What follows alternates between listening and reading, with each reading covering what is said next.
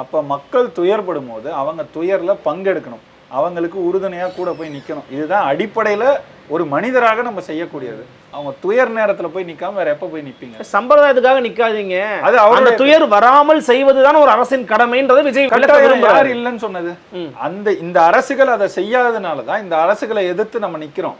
இவங்க செய்யாம அந்த நேரத்தில் போயிட்டு ஸ்டிக்கர் ஒட்டி நிவாரணம் கொடுக்குறோம்னு செய்யறத நம்மளும் ஏற்கலை. நம்ம போய் நம்மளால என்ன முடியுதோ அதை இந்த காலகட்டத்தில் செய்கிறோம். இதை தாண்டி எங்களை நம்புனீங்கன்னா நாங்கள் வந்தால் இந்த மாதிரி சூழல் உங்களுக்கு ஏற்படாமல் ஒரு அரசியலை உங்களுக்கு கட்டமைச்சு கொடுப்போங்கிறதையும் அவங்களுக்கு உறுதி செய்கிறோம்.